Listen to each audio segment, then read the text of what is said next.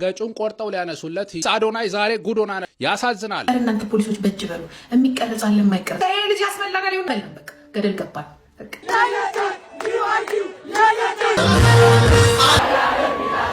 ከኔ ጋር ሙሉ ለሙሉ እየኖሩ ነው። አያትየውን ማሳደጋችንም ከዚህ በኋላ ሳምሪ ማሳደግ እንደማ ሰላም ቤተሰብ እንዴት ናችሁ? ነው ያለው ክብሬ ስፋት ጆሴፍ ነኝ። እንደተለመደው በአዳዲስ በወቅቴና በአነጋጋሪ ቪዲዮዎች ተመልሼላችሁ መጥቻለሁ። ከእናንተ የሚጠበቀው እስከዚህ ቪዲዮ መጨረሻ አብራችሁ በመቆየት ለዚህ ቻናል ደግሞ አዲስ ከሆናችሁ ላይክ በማድረግ ሼር በማድረግና ሰብስክራይብ በማድረግ የቻናሉ ቤተሰብ መሆን ነው። በተለይ ደግሞ አዲስ ሆናችሁ ላይክ ሳታደርጉ ሰብስክራይብ ሳታደርጉ የምታዩ ሰብስክራይብ አድርጉ። ይህን ቪዲዮ ደግሞ በላይክ እንጀምረው። ሀሳብ አስተያየት ካላችሁ ደግሞ ኮሜንት ላይ አስቀምጡልኝ። በዛሬ ቪዲዮ ምንድነው የታላቁ ሩጫ በጣም ብዙ አነጋጋሪ ነገሮች ተፈጥሯሉ። አዶናይ ደግሞ ታላቁ ሩጫ ላይ ተሳትፎ ነበር። እናም በታላቁ ሩጫ በጣም አነጋጋሪ ነገሮች ገጥመውታል። በፖሊስ ተይዞ ያረጉን ነገር እስከ ማስለቀቅ ድረስ ደርሷል። በጣም ብዙ የተለያዩ እንግልቶች እንደደረሱበት እየተነገረ ነው። በሌላ ደግሞ ዩቲናስ በጣም ከህዝብ ብዙ ፍቅር እያሳዩ ነበር። ታሸንፊያለሽ ቢወዲ ያንቺ ነው የሚል ብዙ አስተያየቶች ነበሩ። አዶናይ ላይ ደግሞ በዛ ተቃራኒ መልኩ በጣም ብዙዎች እየተነጋገሩበት እየተቹት ይገኛል። እንዴት በጋርድ ይመጣል ለህዝብ ያለው ንቀት ምናምን እያሉ በጣም ብዙ ተቾች እየመጡ ይገኛሉ። ያው ብዙ ወዳጅ እንዳለው የምናውቀው ነው እና የኢትዮጵያ ህዝብ ደግሞ እየተገለበጠበት አይነት ስሜት እየተሰማኝ ነው። ብቻ ብዙ አነጋጋሪ ነገሮች ተፈጥሯሉ። ለምን ተያዘ፣ ፖሊስ ላይ ምን አስቆሙት፣ ምን አረጉት የሚለውን ሁሉንም ቪዲዮ እስከዚህ ቪዲዮ መጨረሻ አብራችሁን በመቆየት የምታዩት ይሆናል። በሌላ ቪዲዮ ደግሞ ፋኒና ሳምሪ ያው እንደተለያዩ ሁላችንም የምናውቀው ነገር ነው።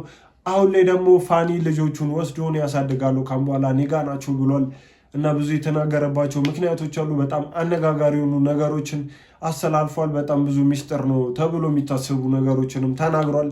ጂጂኪያ ደግሞ አብዳለች። በጣም በንዴት ሆና ቪዲዮ ፖስት አድርጋለች፣ ተናግራለች። እሱንም አብረን ምን ይሆናል እና ብዙ የተለያዩ ቪዲዮዎች አሉላችሁ። እስከ መጨረሻው አብራችሁን ቆዩ። ወይም ቪዲዮ ደግሞ በላይክ እንጀምረው። ወደ ዛሬ ቪዲዮዎች እንሂድ።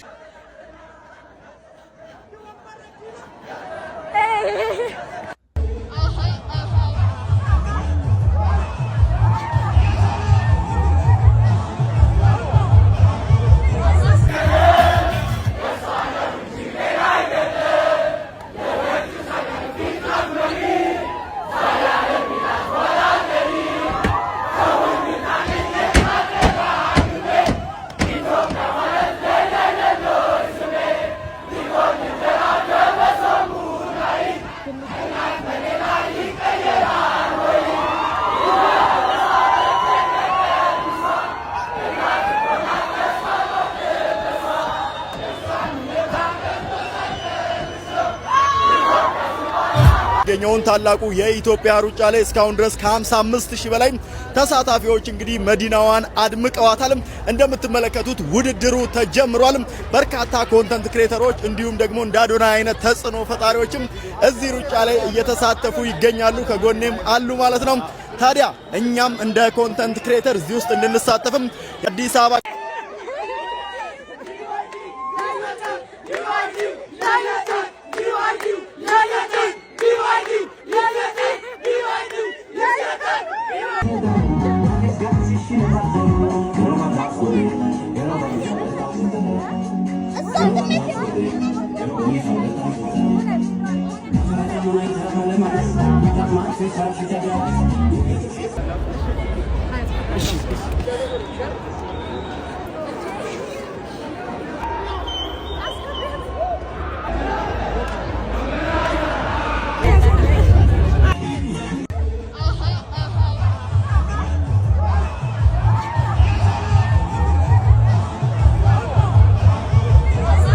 እንዳያችሁት ነው ያልነበረ ኮንተንት ክሬተር እና ቲክቶከር አልነበረም። በጣም ብዙ የተለያዩ ቲክቶከሮች ነበሩ ከትልቅ እስከ ትንሽ እና በጣም ፈን የነበሩ ይመስላል። ብዙ የተለያዩ አስተያየቶችም እየተሰጡ ነው። አዶናይ ላይ ደግሞ በተለይ በጣም ብዙ የተለያዩ የትችት አስተያየቶች እየተሰጡ ነው። እንዴት እንዳይነት ቦታ እንደ አይነት ኢቨንት ላይ በጋርድ ይመጣል የሚሉ በጣም ብዙ አስተያየቶች እየመጡ ነው። በጣም ብዙ ትችቶች እየመጡ ነው። የእሱን ቪዲዮ አብረን አይተን እንመለስ። አዶንዬ ሌላ ነገር ከፈለግሽ ነው ያለው። እሺ አባቴ እኔ እጠብቅሻለሁ። ይሄ ሁሉ ግን ይሮጣል ወይስ ይራመዳል ነው? አንድ ሻት እያደረገ ነው የገባች ነው ማለት ያው እሱ አይሽ ዋው ኋላ ገብተሻል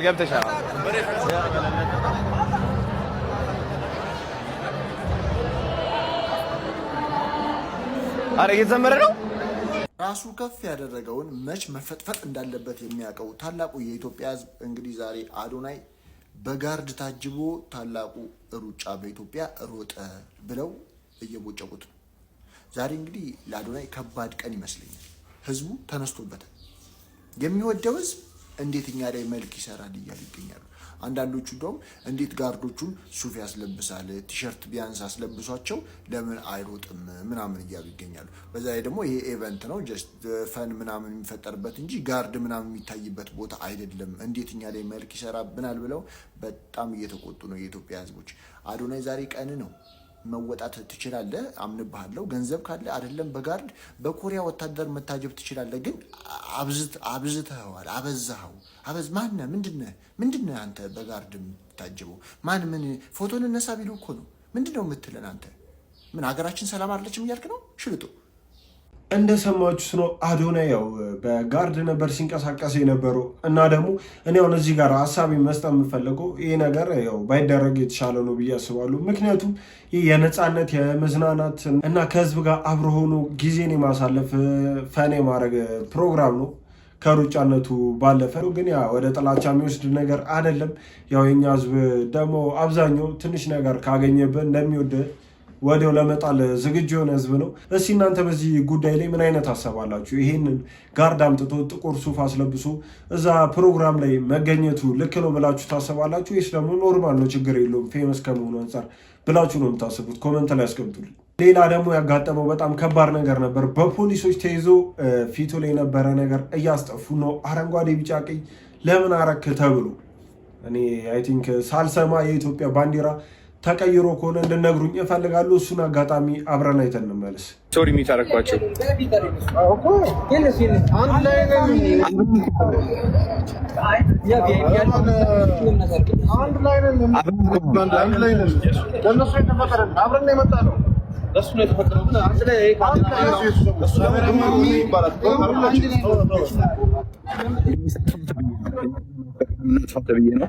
ምንም ማድረግ አልችልም። እንግዲህ እያጠፋሁት ነው።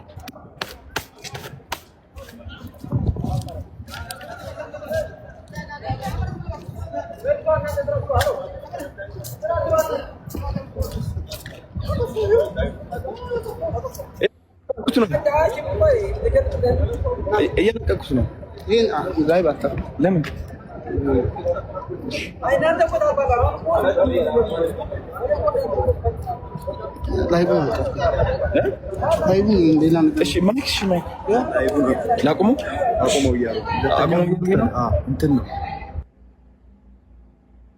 ሰገጥ ፈመስ አዶናይ ዛሬ ጉዶና ነበር። ምንም ማድረግ አልችልም። እንግዲህ እያጠፋሁት ነው።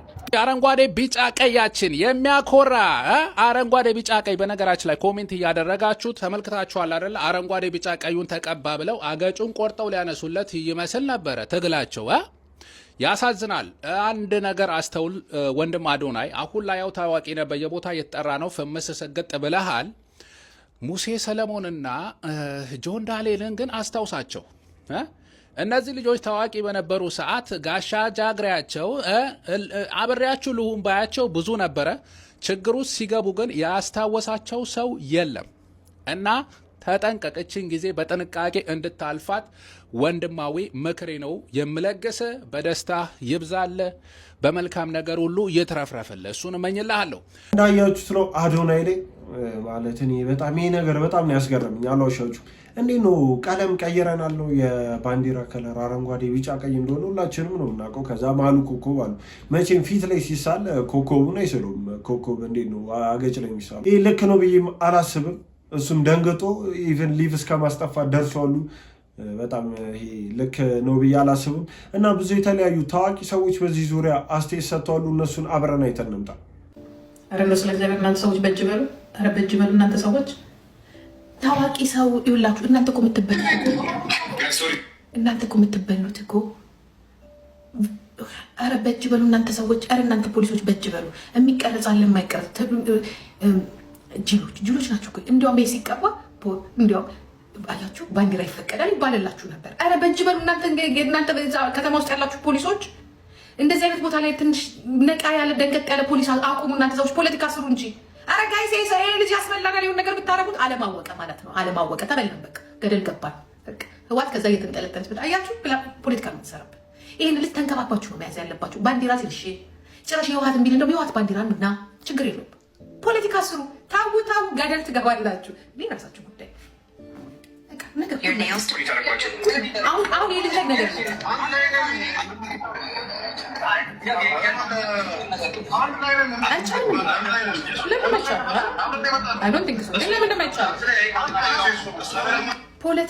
ፖለቲካ ይሄ የእንትኑ መስለኝ የማይቻለው የድሮ ምናምን እንጂ አረንጓዴ ቢጫ ቀይ ባንዲራ ቀይረናል። እኔ እኮ አንዳንዴ እኮ እዚህ ላይ ተጥጄ ስለ ቂጥና ስለ እንትን ሳወራ ቀይረን እንዴ ባንዲራ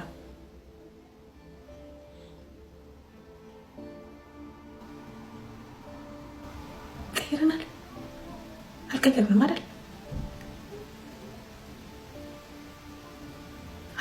አይደል? ታዲያ ነው የሚከለከለው? ጠዋት እዛ ኃይሌ ገብረስላሴ እያዘመረ አይደል እንደሚሰቅለው ባንዲራው ገና ነን አይደል? ታዲያ ማድረግ እኮ ይችላል። እንዳያችሁት ነው። ጂጂ ኪያ ራሱ ተቃውማለች። ይህን ነገር ልክ እንዳልሆነ ተናግራለች። ያው ገጽታችንን ያበላሻል አይነሉ። በእርግጥ ስራው ነው አይደለም። እሷም ቢሆን የተቃወመችው እንዴት እንደዚህ ታዋቂ ሰው ላይ ታረጋላችሁ? ያ ማለት ደግሞ ተራው ሰው ላይ ቢደረግ ችግር የለውም፣ ታዋቂ ላይ ግን አታርጉ አይነት ነው። በእርግጥ አስቴቷ ግን ሲል ተቃውማለች። አሁን ደግሞ የምንሄደው ወደ ፋኒና ሳምሪ ነው። ልጆቼን ወስጃለሁ፣ ነጥቄያለሁ። እሷ ተንከባከባቸውም ነበር፣ ልብስ እንኳን አይቀይሩም ነበር እና የተለያዩ ነገሮችን ተናግሯል፣ ሚስጥሮችንም አውጥቷል። እሱን አብረን አይተን እንመለስ። ያለንበት ደረጃ ልጆቹ ከኔ ጋር ሙሉ ለሙሉ እየኖሩ ነው። ሞር ደግሞ በመንግስት ተወስኖ ከዚህ በኋላ አባታቸውን የሚያሳድጋቸው በህግ 50-50 የነበረን ተነስቶ እኔ ማሳደጋቸው ከሆነ ኃላፊነቱ ለእኔ ተሰጥቶኝ በስርዓት ያሳድጋቸዋለሁ። እናትም አባትም ሆኜ ከእናታቸው ጋር ያለው ግንኙነት ደግሞ መንግስት ራሱ ወስኖ አንቺ በእንደዚህ ቀን ማግኘት ትችያለሽ የሚለውን አውጥቶ እሱ እስኪወስን ድረስ ለጊዜው እኔ ጋር ናቸው። እነሱ ማሳደግ ስለማይችሉ አያትየውን ማሳደግ አችልም። ከዚህ በኋላ ሳምሪ ማሳደግ እንደማችለው ቃል በቃል የተናገራቸው ያለው ነገር ይሄ ነው። ከዚህ በኋላ እናትም አባትም ሆኜ ያሳድጋቸዋለሁ። እኔ ጋር ነው ያሉት። እኔ እስካለው ድረስ በህይወት እስካለው ድረስ ልጆቼን ምንም ሳይጎዱ ለማሳደግ ወስኛለሁ። ግዴታዬም ነው፣ ልጆቼም ናቸው እና ደግሞ በብዛት ይከብድሃልም ብላችሁ ስጽፉልኝ ስለነበረ ከሀሳብ ከጭንቀት ያው ከኔ ለእኔ ከማሰብ እንደዛ እንደጻፋችሁ እንደ ወንድ ይከብደዋል ብላችሁ አስባችሁ ሊሆን ይችላል። ግን እግዚአብሔር ይመስገን ምንም አይከብደኝም። መስራት እችላለሁ፣ እጅ እግር አለኝ። ብዙም ወንደላጤ ብዙ ሲንግል ዳዶችም ስንት ልጆች ይዘው ማሳደግ ይችላሉ። ገባችሁ? እኔ ብቻ አይደለሁም የመጀመሪያው እና እግዚአብሔርም የምችለውን ያህል አቅም ሰጥቶኛል። እስከምችለው ድረስ ልጆቼን ተንከባክቤ ማሳደግ እችላለሁ። ለእናንተ ለሀሳባችሁ ከልብ አመሰግናለሁ። ደወልኩ መንግስት ጋር እንደዚህ ተፈጥሯል። ልጆቹን ቤት መግባት አይችሉም። እናታቸው ቤት ነበር የሚኖሩት። ቤቱን ለቅቄላቸው ወጥቼ ነበር። እኔ በአሁኑ ሰዓት እኔ ጋር ማደር ስለማይችሉ እኔ ቤት ስለሌለኝ ምን ማድረግ አለብኝ ስላቸው ለዛሬ እንደምንም ድጋሚ ማታ ስለመሸ እንደምንም እደር እዛው ቤታቸው በር ላይ ቆሜ አትገባም ነው ገባችሁ? ልጆቹ አይገቡም። በቃ ከዚህ በኋላ አንተ አሳድጋቸዋለሁ። ኦኬ ምን አማራጭ አለ? ልጆቼ ናቸው። ከልጆቼ ጋር ወጣው ድጋሚ በስራ ልብስ ማለት ነው ተመለስኩ። አሁንም ዳኒን ልኬ አስጠየቅኩ። ልጆቹን የምትይዙ ከሆነ በሰላም አስገቧቸው። ልጆቹ በመሀል መጎዳት የለባቸውም። እስካሁን በአንድ ልብስ በለበሱት ነው ያሉት።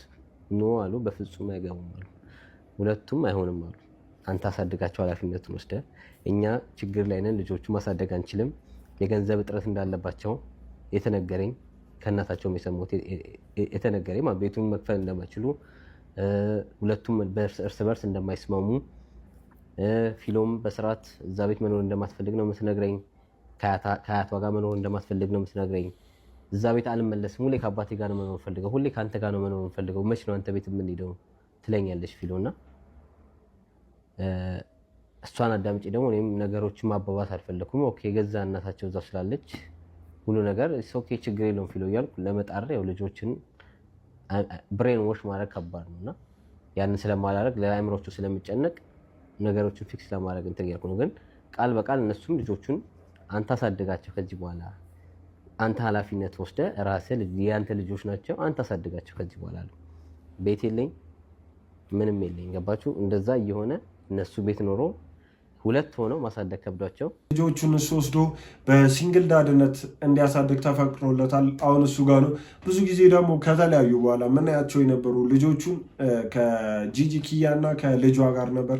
አሁን እሱ አሸንፎ አይ ቲንክ ልጆቹን ወስዷል። ብቻውን እንደሚያሳድግም ታውቋል። ቀነኒ ጉዳይ ስትከታተሉ የነበሩ ኢትዮጵያኖች በሙሉ የከበረ ሰላምታዬን እያቀረብኩ ሰሞኑን በሶሻል ሚዲያ ላይ ሲዘዋወር የነበረው በእርቅ ሊጨርሱት ነው የቀነኒን ጉዳይ ተብሎ ለተለቀቀው እንደ ቤተሰብ የማናውቀውና ለምን እንደለቀቁ ባናውቅም እኛ እንደ ቤተሰብ እስካሁን የቀነኒን እውነት የቀነኒን የደም እንዴት እንደፈሰሰና የት እንደፈሰሰ በምንም በኩል ያልተገለጸልንና የክስ ሂደቱን እስካሁን መቋጫ ያላገኘና በሂደት ላይ ያለ መሆኑን የምናውቀው እንደ ቤተሰብ። ይሄ እንደሚታወቀው ከመጀመሪያው በቅርብ በተለያዩ ሰዓታት በተለያዩ ጊዜያት እንደገለጽ ነው ስለ ቀነኒ አሟሟት ስለ ቀነኒ የነበረችባትን ያሳለፈችውን ህይወት የሚገልጽ ሚዲያዎች ላይ ገልጸን የነበረ ቢሆንም እስካሁን በፍትህ ሚኒስቴርም በኩልም ቢሆን በሌላው በኩል ህጋዊ ውሳኔ ያልተሰጠው መሆኑንና እስካሁንም ሂደት ላይ ነው እያሉን መሆኑን ነው እንጂ የመጨረሻ ውሳኔ ያላገኘ መሆኑን ነው የምናውቀው። በተጨማሪ የህግ ሂደቱም እና ሚዲያዎችም ሶሻል ሚዲያዎች እንደሚለቁትም አንድ ሳይድ የያዘ ወይም በአንድ ወገን ብቻ ሰምቶ ከሚለቁት በስተቀር እንደ ቤተሰብ የተስማማንበት እንዳልነበረ እንድታውቁ እንገልጻለን። የድምፃዊ አንዱዓለም ጎሳ የሽምግልና ጥረት ሳይሳካ ቀረ። የሞዴል ቀነኒ አባት በሽምግልና የተስማማነው ነገር የለም ሲሉ ገለጹ። መረጃውን በአጭሩ ላቀርብላችሁ። በድምፃዊ አንዱዓለም ጎሳና ህይወቷ ባለፈው እጮኛው ሞዴል ቀነኒ አዱኛ ቤተሰቦች መካከል ለወራት ሲካሄድ የነበረው የሽምግልና ሂደት ሙሉ በሙሉ መክሸፉ ተሰማ። ይህን ተከትሎ የቀነኒ አዱኛ አባት በማህበራዊ ሚዲያ ቤተሰቦቹ በር ተስማምቷል ተብሎ የሚሰራጨው መረጃ በይፋ በማስተባበል እንደ ቤተሰብ የተስማማንበት ምንም ጉዳይ የለም ሲሉ አስታውቀዋል። የኦሮምኛ ሙዚቃ ድምፃዊው አንዱዓለም ጎሳ እጮኛ የነበረችው ሞዴል ቀነኒ አዱኛ ከከፍታ ቦታ ወድቃ ህይወቷ ማለፉ ይታወሳል። በህልፈቷም ድምፃዊው በዋና ጠርጣሪነት ተይዞ ለወራት በእስር መቆየቱን በተለያዩ የሀበሻ ዜናዎች ሲዘግብላችሁ እንደነበር ይታወቃል። ድምፃዊው ከእስር ከተለቀቀ በኋላ ከቀነኒ ቤተሰቦች ጋር ያለውን ግንኙነት ለማደስና እርቅ ለመፍጠር አባገዳዎችና ሽማግሌዎችን ልቆ እንደነበር የተገለጸ ሲሆን ለወራት የዘለቀው ይህ የሽምግልና ሂደት በሁለቱ ወገኖች መካከል ስምምነት ሳይደረስበት ፍሬ ሳያፈራ መቅረቱ ተሰምቷል። የሽምግልናው መክሸፍ ይፋ በሆነበት ወቅት የቀነኒ አዱኛ አባት በተለይም በማህበራዊ ሚዲያ ጉዳዩ በእርቅ ተዘግቷል በሚል ለሚሰራጨው መረጃ ምላሽ ሰጥቷል። አባትየው በሰጡት መግለጫ በማህበራዊ ሚዲያ የቀነኒ ጉዳይ በእርቅ ሊጨርስ ነው ተብሎ ለተለቀቀው መረጃ እኛ እንደ ቤተሰብ የምናውቀው ነገር የለም ብሏል።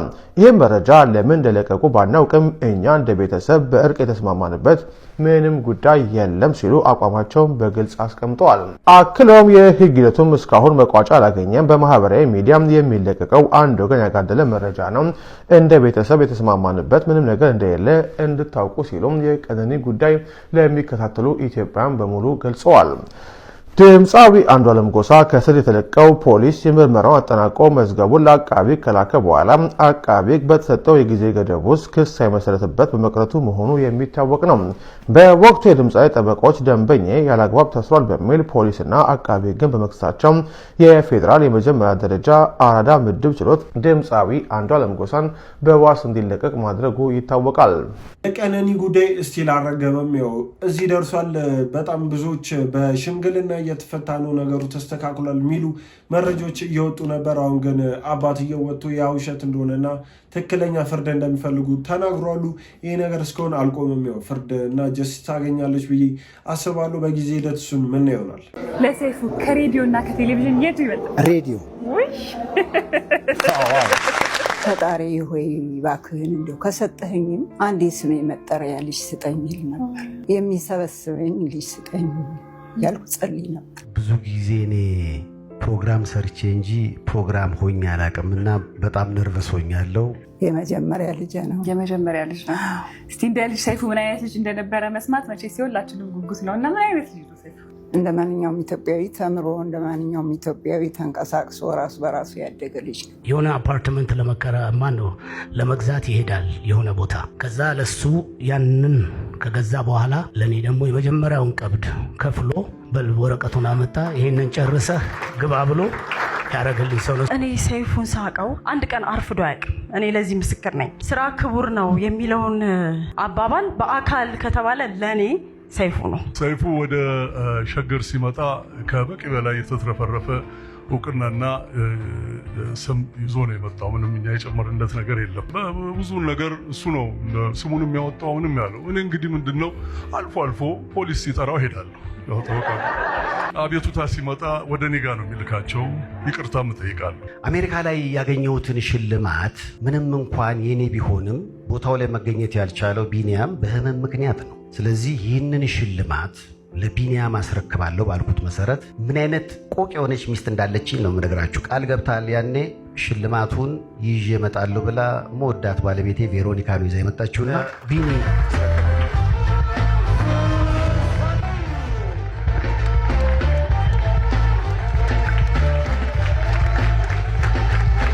ሰይፉ ፋንታሁን ይገባዋል ብዬ አስባለሁ። እስከዛሬ ለሰራቸው በጣም ጥሩና የደግነት ስራዎች እንደውም ከዚህ በላይ ቢያገኝ። ቤተሰቦች የዛሬዎቹ ቪዲዮዎች እነዚህን ይመስሉ ነበር። እንደወደዳችኋቸው እንደተዝናናችሁባቸውና አዳዲስ ቪዲዮ እንዳያችሁባቸው ተስፋ አረጋለሁ። እስከሆነ አይታችሁ ላይክ ያላረጋችሁ ላይክ በማድረግ ሰብስክራይብ ያላረጋችሁ ደግሞ ሰብስክራይብ በማድረግ የቻናሉ ቤተሰብ መሆን እንዳይረሳ። በተለይ ደግሞ ሰብስክራይብ ማድረግ እንዳረሱ። በቀጣይ ቪዲዮ እስከምንገናኝ ሰላም ሁኑልኝ።